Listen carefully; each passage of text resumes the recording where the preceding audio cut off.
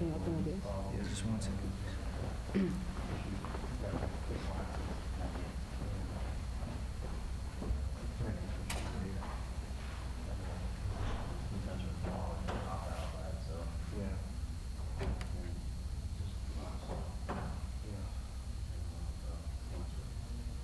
A little more up because you have to see the. Right. Oh, that's too much. I have a better idea. How about we bring it this way? Shaykh, the way to go be back. Yeah, that's one thing. Good, like that? Just like that, right? That's good. Okay, because we were trying to find out. That's too much, isn't it? No, like this thing should be like until full. But look at this. No, this legging. Yeah, it's like makes sense. Okay, that's fine. If you use it, it will be as uncomfortable. Fine, we're good. We're good, right? Alright, I'm just gonna go ahead and put it on the same chair.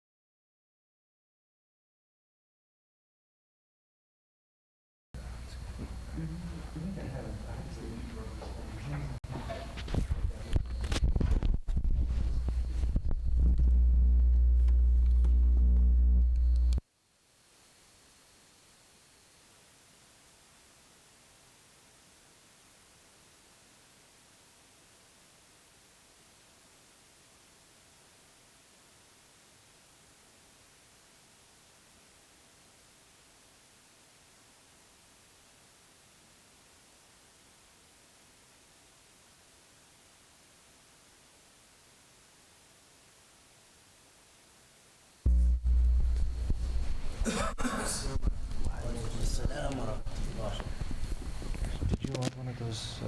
Oh, you have one. Okay.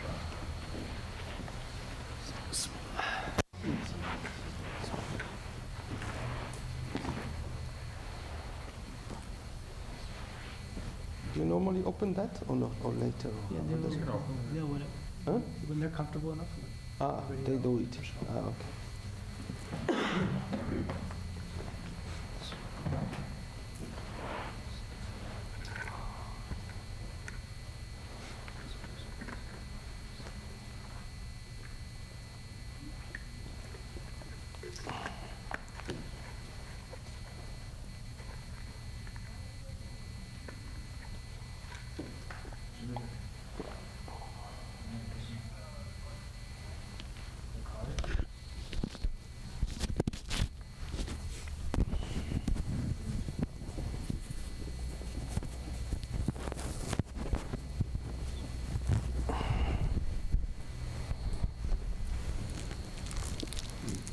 Please, if you could close the circle.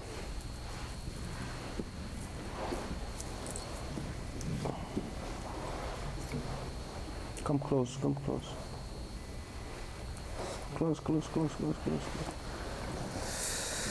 And if somebody comes, just open a bit and let him go. So, Bismillah ar-Rahman ar-Rahim. والصلاة والسلام على خير المرسلين ولا حول ولا قوة إلا بالله العلي العظيم اللهم علمنا ما ينفعنا وانفعنا بما علمتنا إنك أنت العليم الحكيم. We're going to proceed first with doing some dhikr of Allah. Were any of you present last week? You were present. So for those who were present, it's going to be the same dhikr. Astaghfirullah 100 times. Salat ala Nabi 100 times. La ilaha illallah 100 times. And Hasbunallah wa ni'mal wakil 73 times. You don't need to use tasbih. If you want, you can do it, but it's not necessary. After that, we're going to recite the surah of the Quran, Surah Al-Waqi'ah. And then I'm going to give a short talk. And then if you have any questions, Bismillah. Right?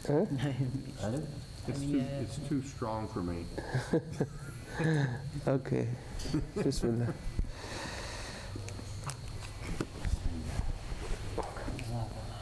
The other alternative is to read fast. How fast do you read? Use the Warsh Mus'haf. I know the differences. Do you know the different? But do you know the stops? That's why. Okay, I have the watch. Do you have a Warsh Yeah. with the stops? Yeah. Okay. If you know the stops, it's okay. So we're going to recite Surah Al-Waqi'ah, which is the surah number, if I'm not mistaken, is the new 56, isn't it? 56. Is it 56?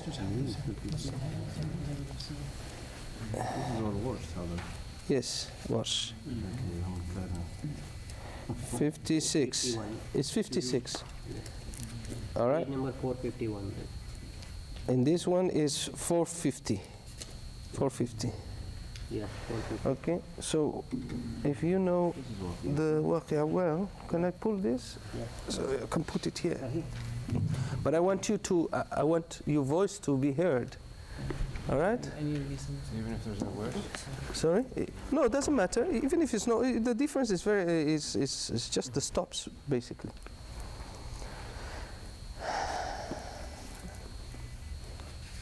Can you recite fast? No, I have a habit of not keeping the door. Ah, okay. So give it to give it to.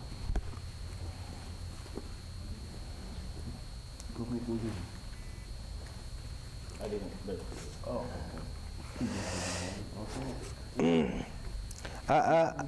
Have you found the place, the surah? Well, I don't know by page because it depends of which. You have that one, so it's 450. 450.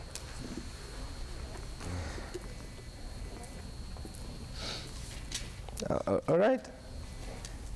السلام عليكم. جيتي باش تعاوننا إن شاء الله.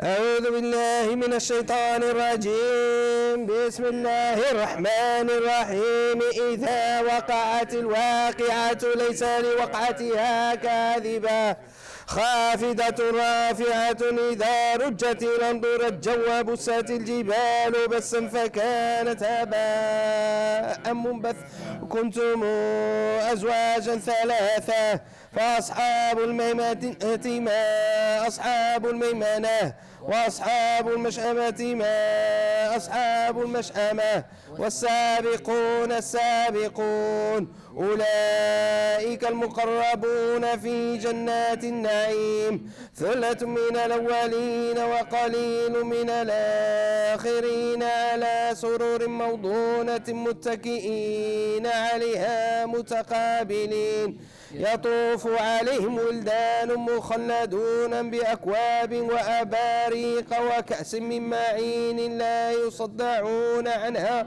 ولا ينزفون وفاكهة مما يتخيرون ولحم طير مما يشتهون وحور عين كأمثال اللؤلؤ المكنون جزاء بما كانوا يعملون لا يسمعون فيها لغوا ولا تاثيما إلا قيلا سلاما سلاما وأصحاب اليمين ما أصحاب اليمين في سدر مخضود وطلح ممدود وظل ممدود وماء مسكوب وفاكهة كثيرة لا مقطوعة ولا ممنوعة وفرش مرفوعة إنا أنشأناهن إنشاء فجعلناهن أبكارا عربا ترابا لأصحاب اليمين ثلة من الأولين وثلة من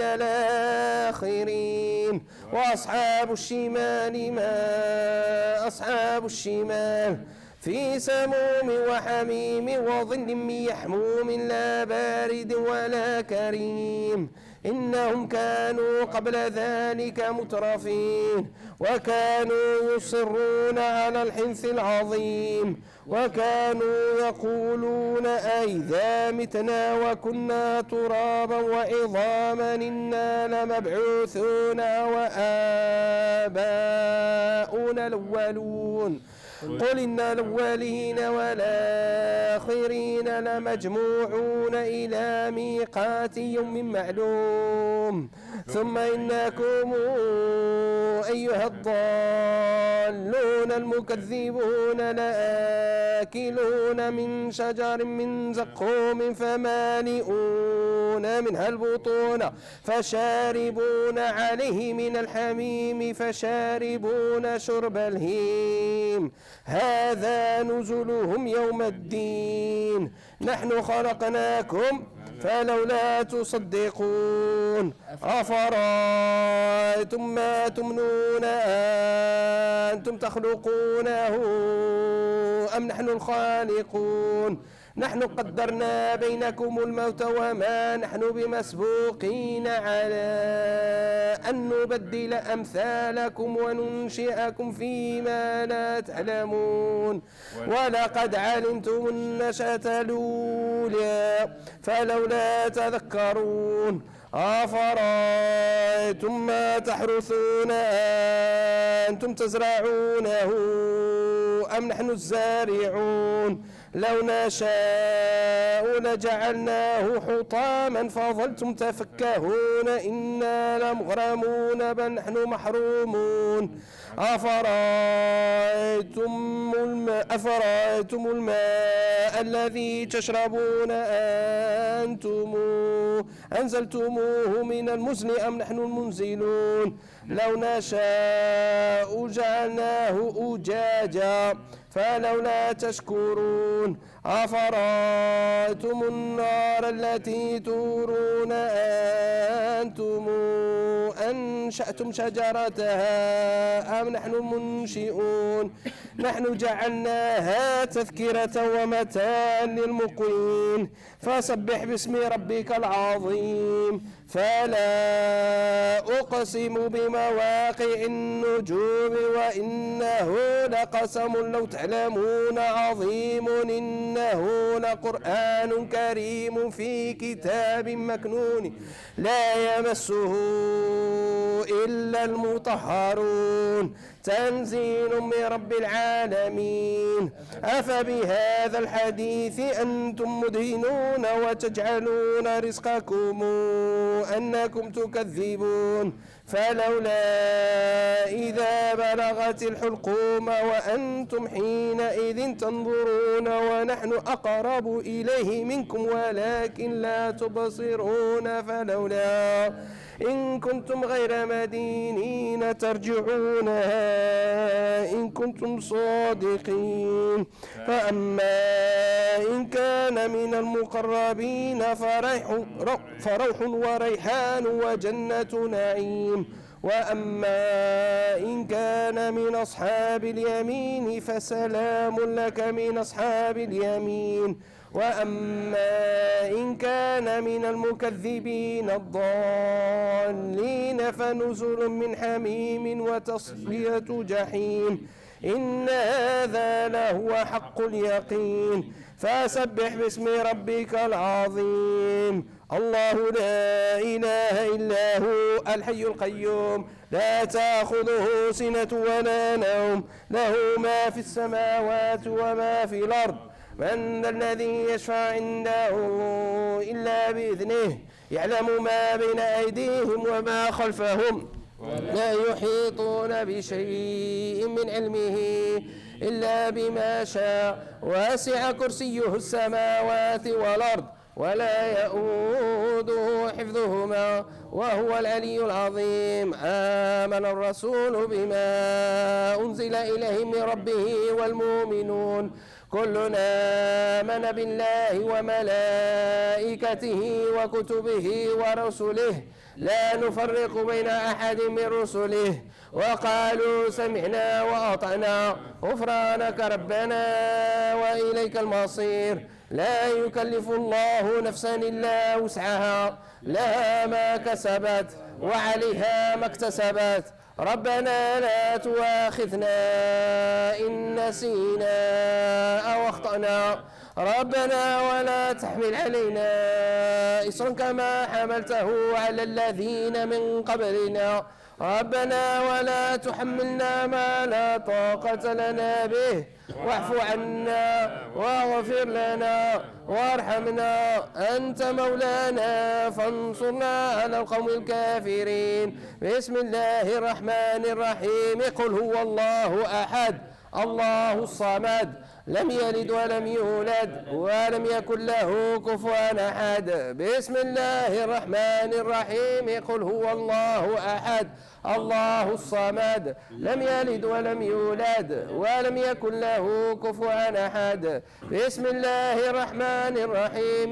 قل هو الله أحد الله الصمد لم يلد ولم يولد ولم يكن له كفوا أحد إن الله وملائكته يصلون على النبي يا أيها الذين آمنوا صلوا عليه وسلموا تسليما صلى الله عليه وعلى آله وصحبه وسلم تسليما صلى الله عليه وعلى آله وصحبه وسلم تسليما اللهم صل على سيدنا محمد عبدك ورسولك النبي الأمي وعلى آله وصحبه وسلم تسليما عدد خلقك ورضا نفسك وزنة عرشك ومداد كلماتك سبحان ربك رب العزة عما يصفون وسلام على المرسلين والحمد لله رب العالمين الحمد لله شكر لله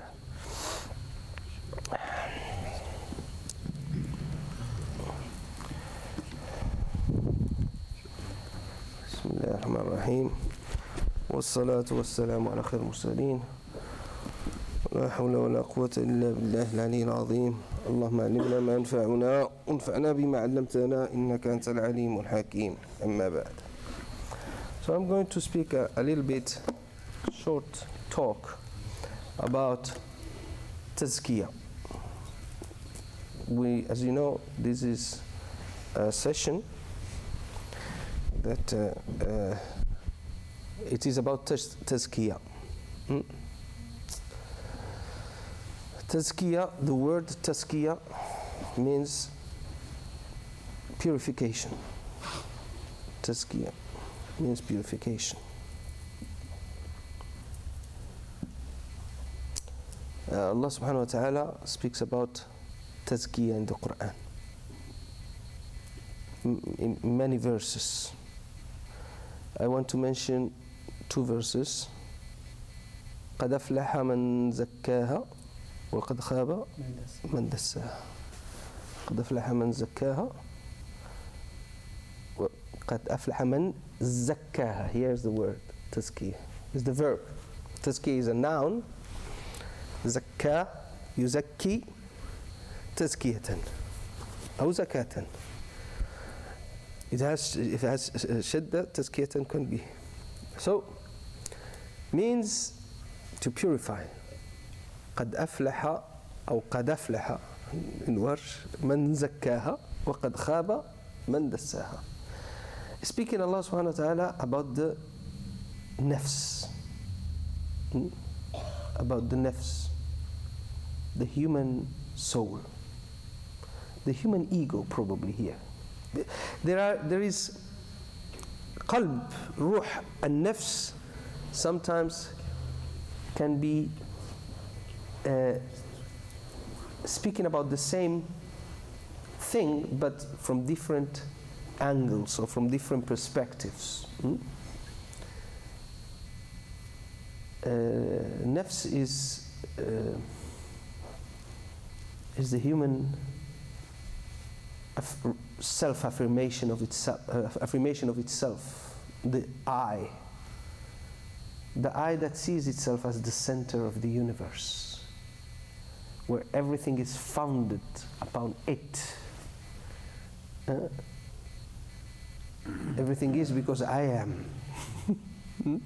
And this is actually, if you go to study the origin of Western philosophy, it's based on it.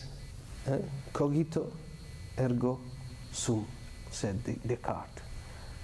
Descartes, how do you call it in English? Descartes. He said, I think, therefore I am. That's how he founded all philosophy on him. MashaAllah. So that's the self. The self can undergo a process of purification. And that is tazkiya. And then it becomes subtle until it becomes like the ruh. And the ruh is a locus of identity of the person, but where the person is in harmony with everything that is around him. Not as he recognizes that the center is Allah subhanahu wa ta'ala. And he's from where everything comes into existence. So he's not in opposition. The self is in opposition, the ruh is not in opposition.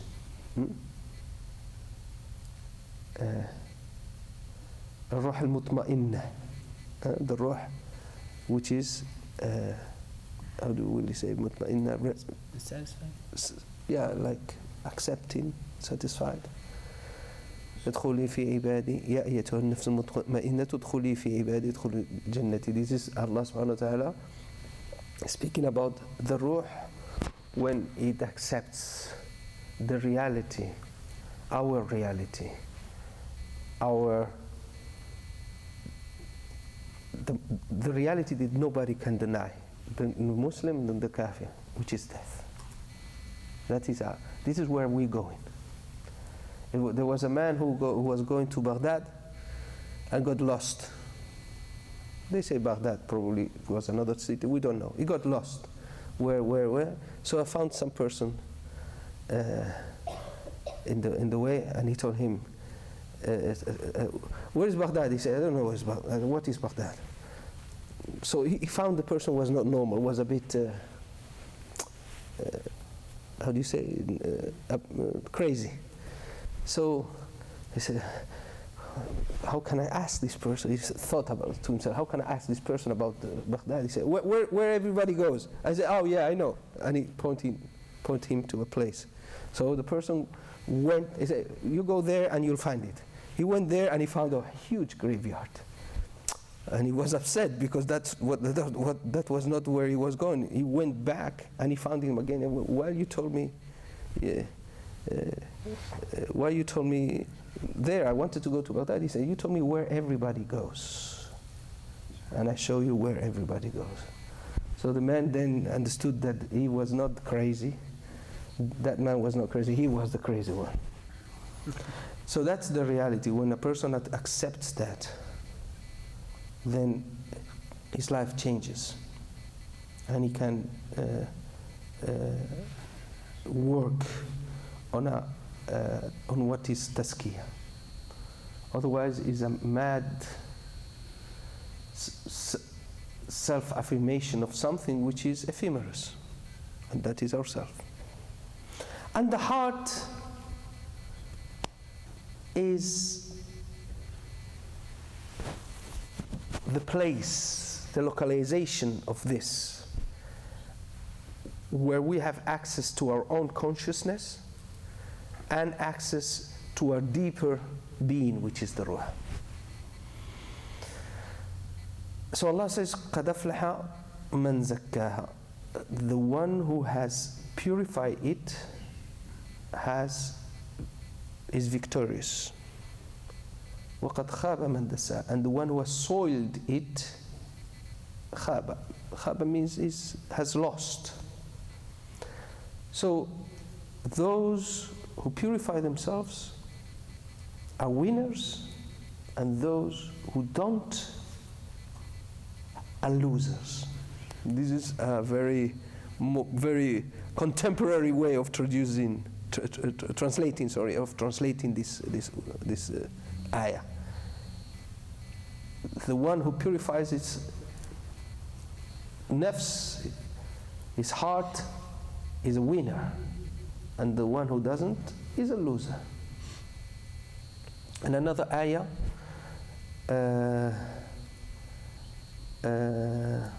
is also قد أفلح قد أفلح من تزكى قد أفلح من تزكى ذكر اسم ربه فصلى قد أفلح من تزكى وذكر اسم ربه فصلى. The one who purifies it or purifies himself, قد أفلح من تزكى وذكر اسم ربه, and remembers the name of his Lord, has won the one who purifies himself, remembers the name of his Lord, and prays. So Allah subhanahu wa ta'ala here in this ayah is giving us the means. How do we purify? By dhikr of Allah subhanahu wa ta'ala, by salah. The salah, the dhikr of Allah, the salat ala nabi, the recitation of the Quran. And another one, يوم لا ينفع مال ولا بنون إلا من أتى الله بقلب سليم. يوم لا ينفع مال ولا بنون إلا من أتى الله بقلب سليم. Allah subhanahu wa ta'ala is speaking about the day. It can be the day of one's death, or it can be the day of resurrection, but doesn't matter. Our possibilities end in the moment when we die. So there is no possibility of purifying after death. So whatever has been done up to that moment, that's it. So it says, the day when wealth and children will be of no benefit. إِلَّا مَنْ أَتَى اللَّهَ بِقَلْبٍ سَلِيمٍ, except the one, meaning the only benefit will be the one who comes to his heart, to his Lord, to Allah, with a sound heart, in a heart that has been purified. قَلْبٍ سَلِيمٍ. So these are ayats about purification. Purification of the heart is essential. Purification of the heart is essential. No tazkiyah, basically no deen. You will have only the shell of the deen. And the purification is of what? This is important. We talk about purification, but we purify the heart of what? All right. The purification is of the illnesses of the heart. The illnesses of the heart. And there are multiple illnesses. Among the illnesses of the heart, to mention some, riya, showing off.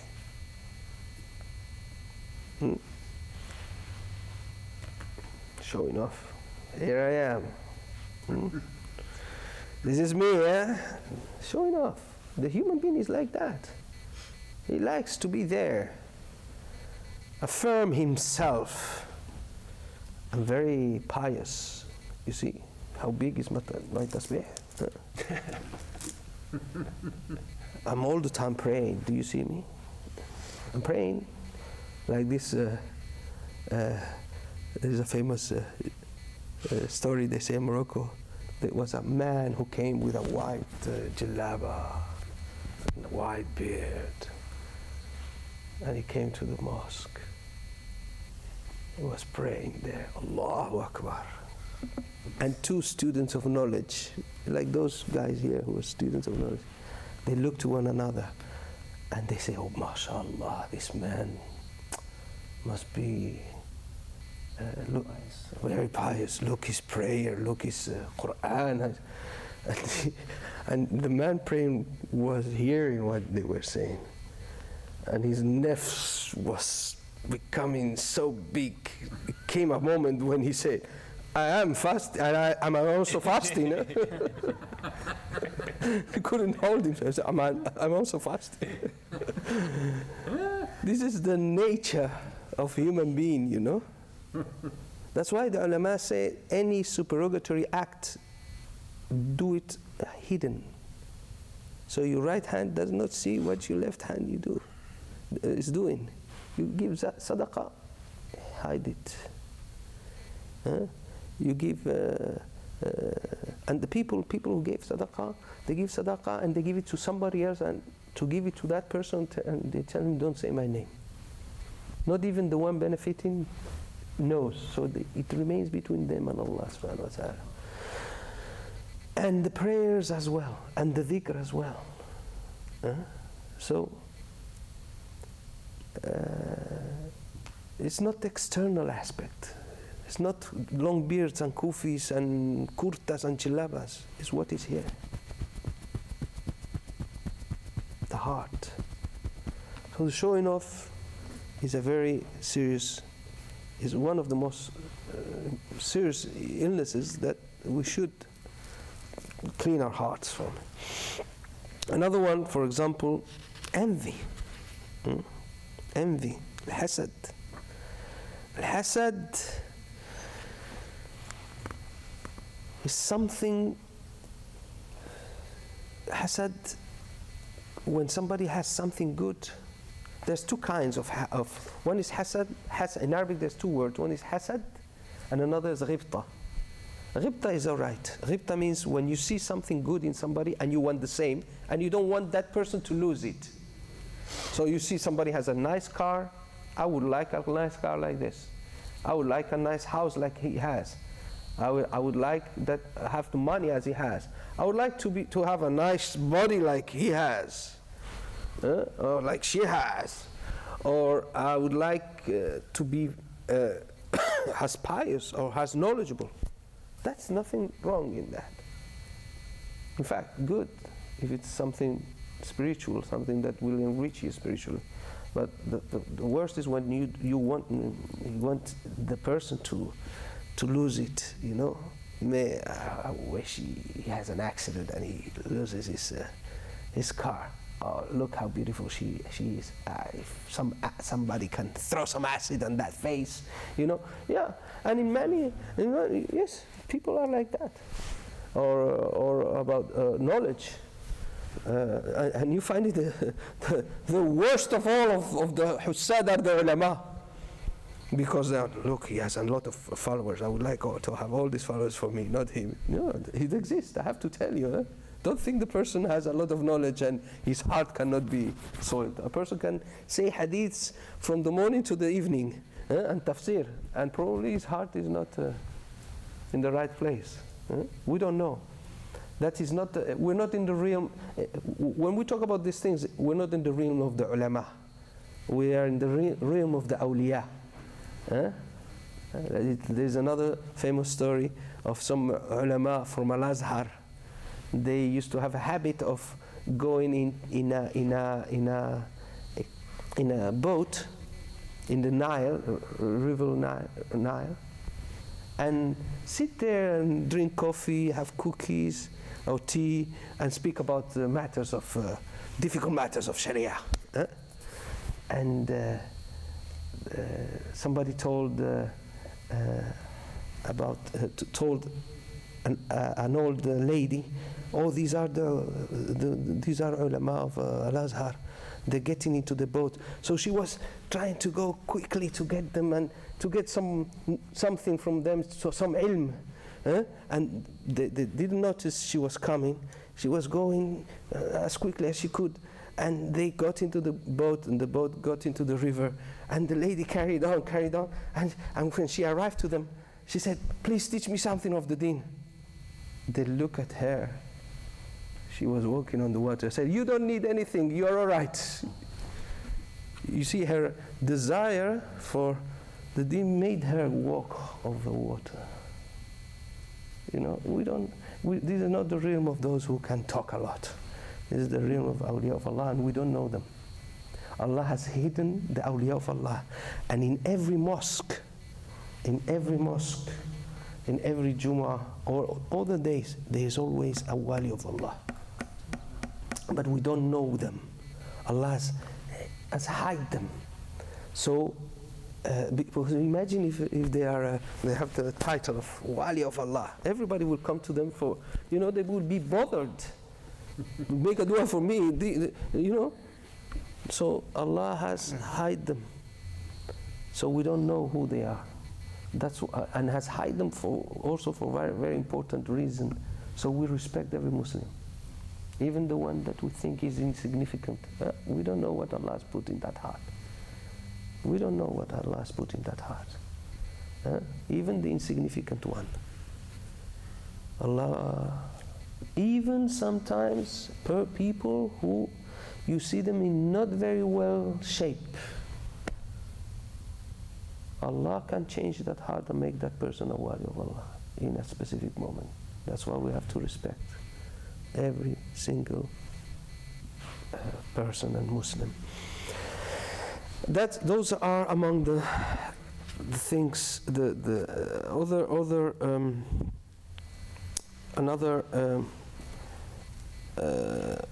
Just to mention is ujb. Ujb is when a person is self admires itself. Admiration, we say. Yeah. When, for example, when he says, "I'm really a alim, it had an impact. My talk was great." Or when he wakes up before Fajr, 45 minutes before Fajr, tahajjud, dhikr, Quran, then Fajr, Subh, and he goes out the door to work. Today I'm fully loaded. Sidi, who made you pray? Who made you desire to put your head on the floor? It's a gift from Allah. It's a gift from Allah. Don't admire yourself for what? Allah can remove it like this. Like He removes a hair from al-ajin, how to say, the dough. And then your knowledge gone. Your taqwa of Allah gone. You will end up never. It's a gift from Allah that is keeping you in the Sirat al-Mustaqim. Always remember, it's a gift of Allah. So no self-admiration. Or no. And another illness is kibr, arrogance. I am better than him. خلقته من طين خلقت من نار وخلقته من طين.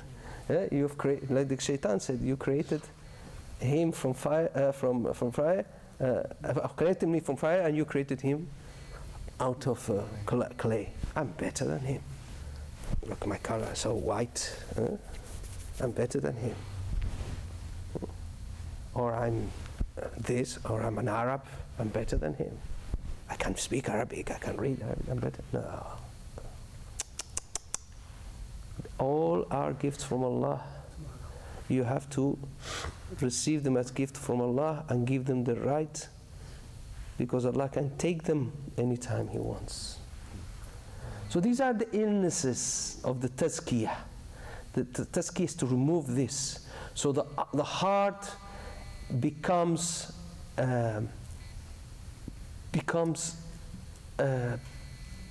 able, becomes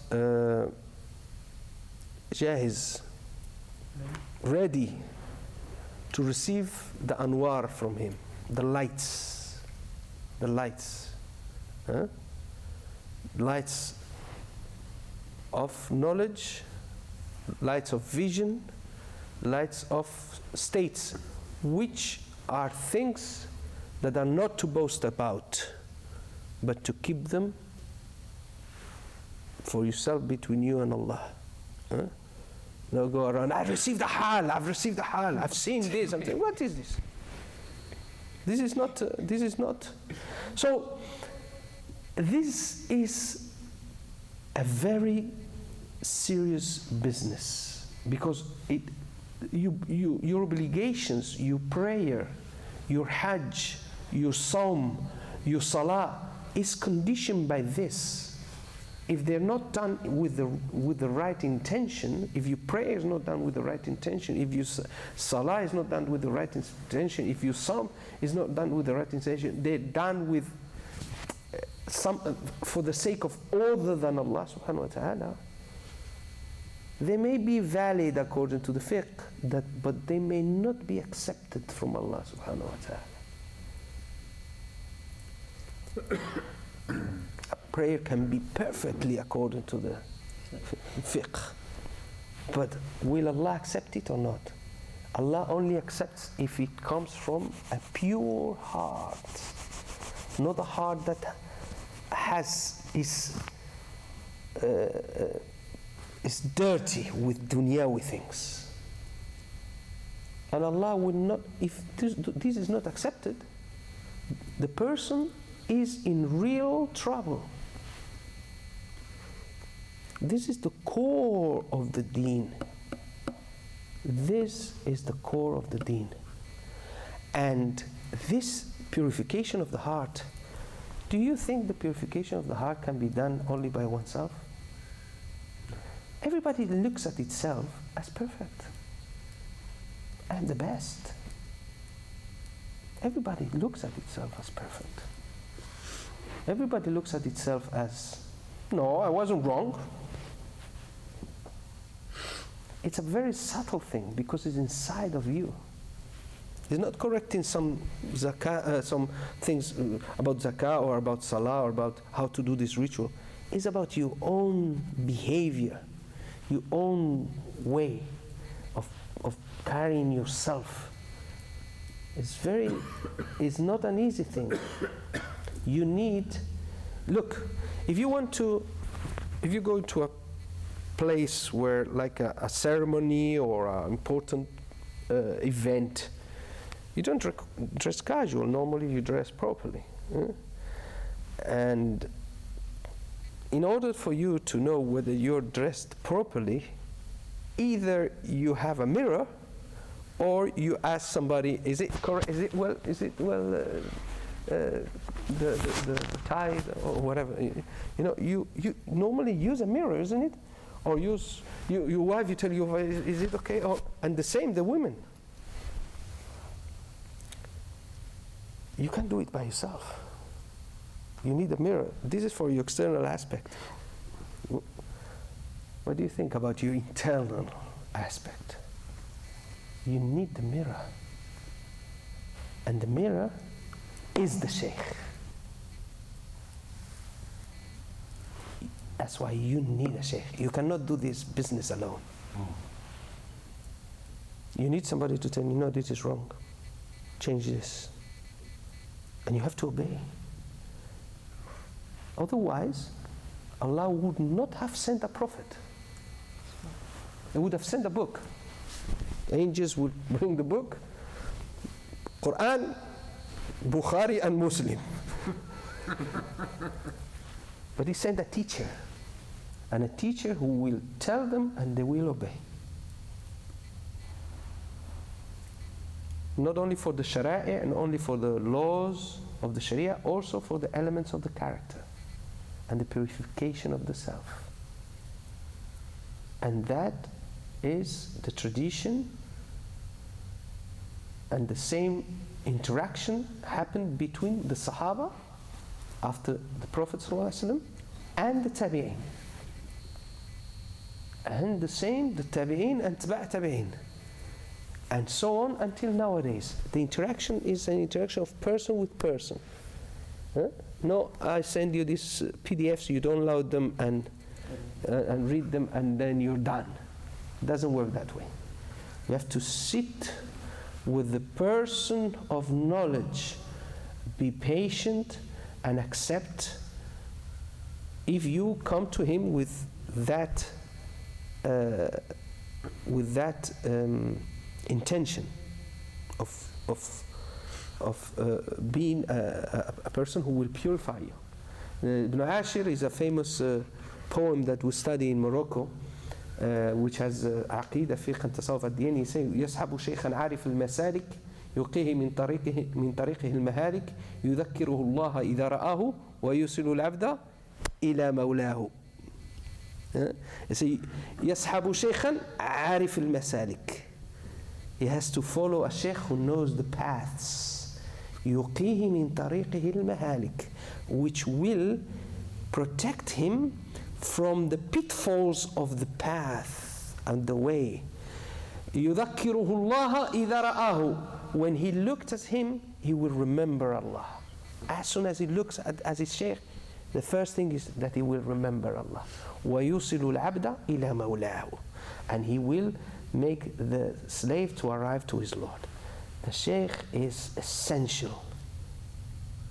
And this has been, as things were until the 18th century,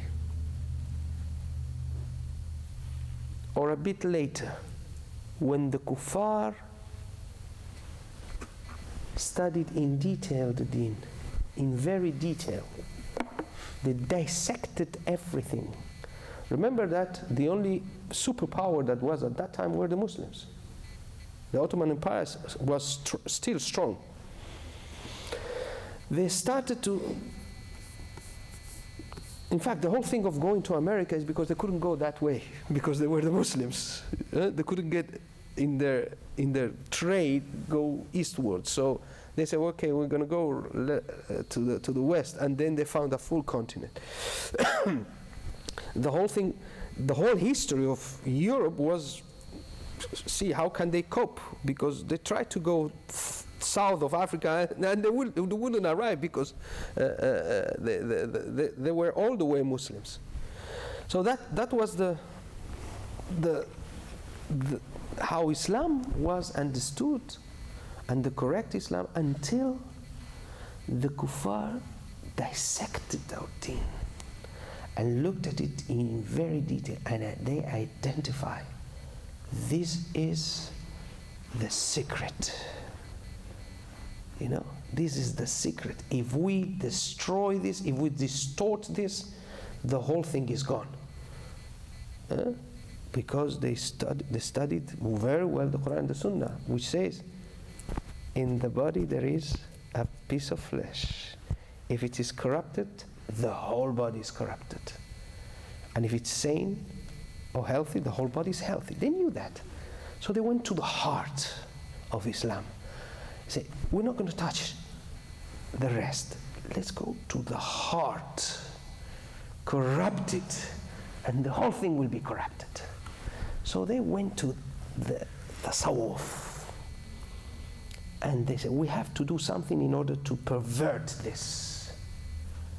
So Allah is the one who has decreed all this. They found some people who were going, because you see the kuffar cannot write a manual and put it to the Muslims so they learn from it. The Muslims say, we're not reading this.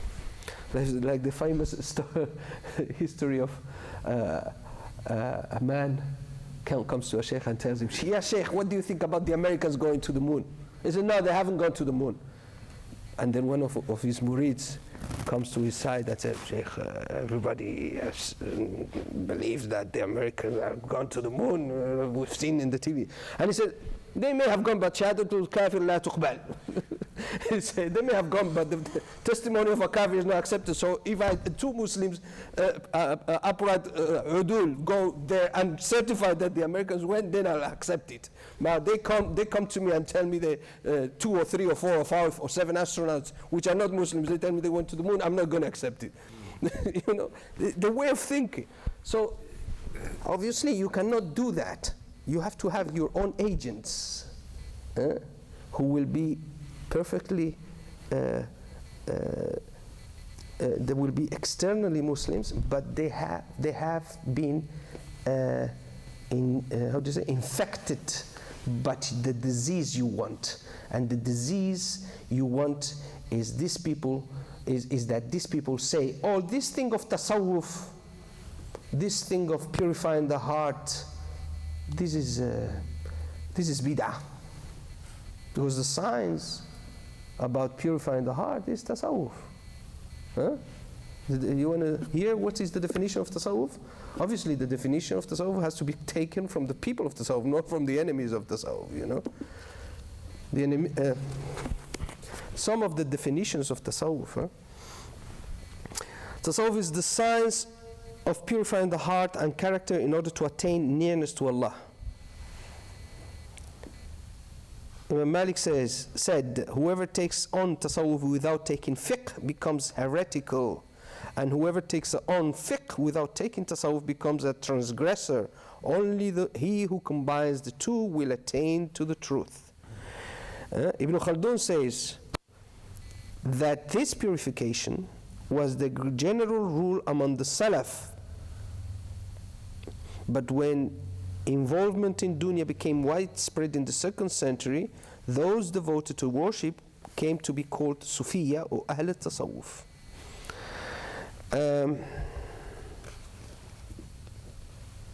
It says, let me see if I have more definitions here. Anyway, the main definition is what I have said, is the purifying of the heart and character in order to attain nearness to Allah subhanahu wa ta'ala. So a person worships Allah as if he sees him, which is the maqam of ihsan. So they prepare their agents to spread this false doctrine that tasawwuf is a kind of a bid'ah and Sufism is a kind of a bid'ah. Perfect.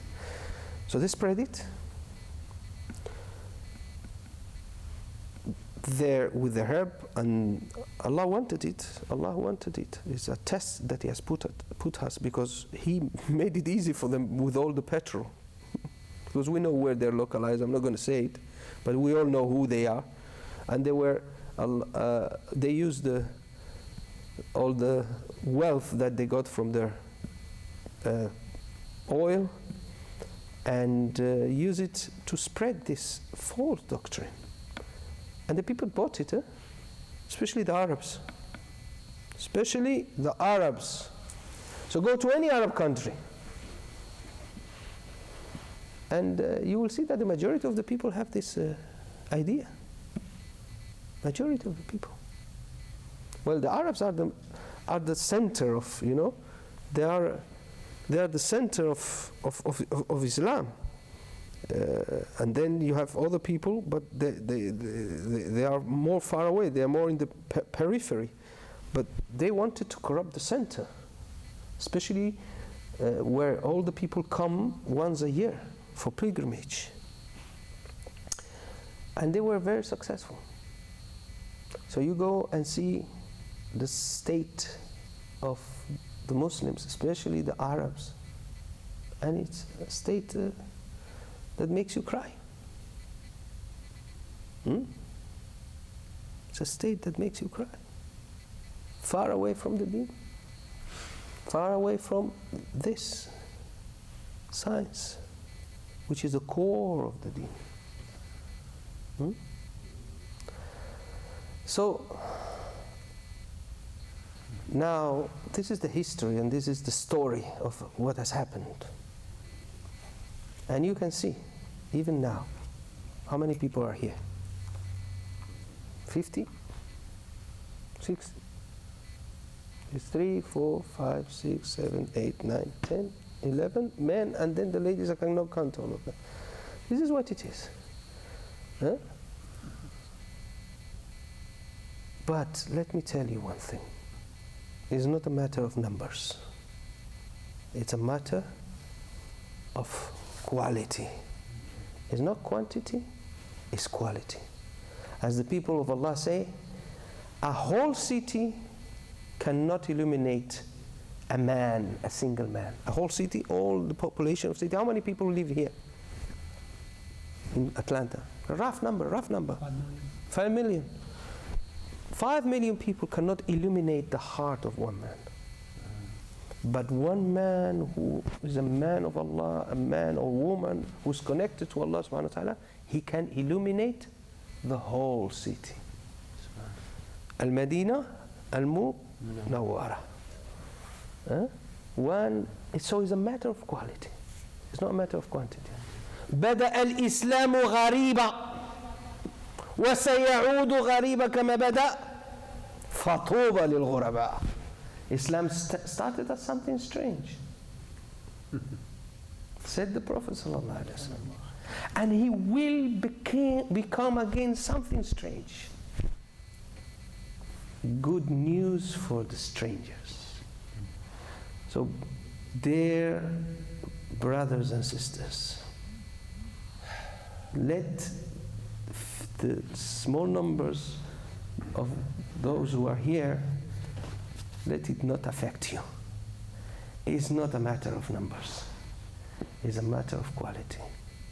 If you are sincere with Allah subhanahu wa ta'ala, Allah will enlighten your heart and you will enlighten the heart of others. And this is why we are here. This is not and has not been historically Darul Islam, the land of Islam. Normally, for many, many centuries, the Muslims lived in Dar al-Islam and the Kuffar in Dar al-Kufr. But Allah subhanahu wa ta'ala has swapped the thing now. Has put those here and has put those here. In the land of Muslims, there are people who are worse than the Kuffar. And in the land of the Kuffar, there are people who become Muslim. And there are people who are there and spreading the deen to others, making mosques and teaching and promoting the teaching of the deen. So as Allah subhanahu wa ta'ala said, يُخْرِجُ الْحَيَّ مِنَ الْمَيِّتِ يُخْرِجُ الْمَيِّتَ مِنَ الْحَيِّ. He takes from the one who is dead, takes somebody who is alive. And from the one who is alive, he takes somebody who is dead. From the one who has no iman, he takes from his progeny people who have iman. And from those who have no iman, from his so I said, from those who have no iman, takes from his progeny people who have iman. And the opposite, those who have iman from his progeny, people who become kuffar or worst, munafiqeen. So, as I said, these are interesting times. And there are times to come that you're going to see difficulties, hardship. It's coming. We can see it now. It was something we used to say. Now we can see. Naam.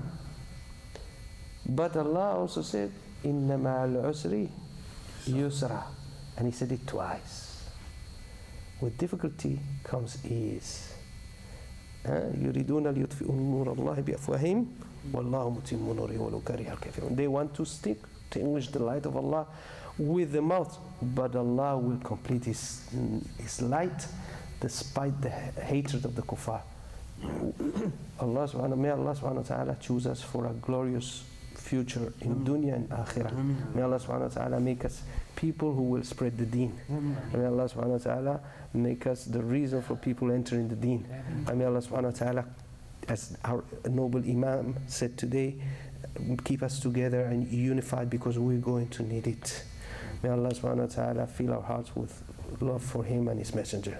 اللهم صل على سيدنا محمد عبدك ورسولك النبي الأمي وعلى آله وصحبه وسلم تسليما عدد خلقك ورضا نفسك وزنة عرشك ومداد كلماتك سبحان ربك رب العزة عما يصفون وسلام على المرسلين والحمد لله رب العالمين. Cookies and tea. Yeah, cookies and tea. I'll go grab them. Go. No, please stay. It's part of the talk and the dhikr. At least take baraka, just like a sip, a cookie. Here. Yeah. I was going to say couscous, but it will be too much. Are you from Morocco originally? I am half Moroccan, from my father's side, and Spanish from my mother's side. Oh, I'm Morocco. And you? Me, American, but my wife is Moroccan. Oh, you wife is Moroccan. لا بأس. السلام عليكم. بخير يا لالا. اللهم لك الحمد. من أين لالا؟ مرباط من العاصمة. تبارك الله عليكم. احنا من طنجة ولكن الأصل من فاس. اللهم لك الحمد. ما شاء الله. ما شاء الله. Alhamdulillah. Morocco is one of the few countries which Allah has protected. Yes. Allah has protected because there is a relation between the king, and I have to say, you know, may Allah protect him, and because the king has made a personal thing, and he took it from his father to protect and preserve the correct Islam. And that, by doing that and promoting that, Allah has protected His kingdom from what has happened. All this Arab, how do you say, Arab Spring has been terrible. Yeah. Even Algeria, who hasn't had the Arab Spring, but it has almost a civil war with a lot of deaths. What is the Arab Spring? That's a long one. You know, so Allah subhanahu wa ta'ala has protected that land from that because He has respect for the awliya of Allah, those dead, those alive, respect from the shuyukh. He has always promoted the tasawwuf, has promoted the aqidah ash'ariyya, has promoted the Maliki madhab, and that is what is keeping him and his country safe. I have to say that. Not because I'm half Moroccan or to flatter anyone. This is the reality. And any Moroccan who's sincere and who believes in Allah and His Messenger will tell you yes. And I saw this reality. I'll tell you when I could. I really saw it. I was called when Hassan II, rahimahullah, the father of the present king, passed away. I was called by the CNN channel in Madrid. I used to live in Madrid, to do the interpreting, the translation of the funeral. So the funeral was going to be shown live, and they needed somebody to translate what was being said in Arabic in the Moroccan TV. So they called me for that. And I was overwhelmed. There were moments I couldn't do my job because how the funeral, how to say, procession was followed by dignitaries of many countries. It was there François Mitterrand, I think, or there were, I think, Carter was there. A lot of people, and the population broke the, how do you say, the, you know, when the police hold themselves like this in order to, yeah, they broke it because they wanted to give the farewell to, they loved him. Despite Hassan II was very tough, but at the end, the people recognized that he kept the country safe. And alhamdulillah, his son has followed his father in that element of keeping the deen in its pure form, and the reward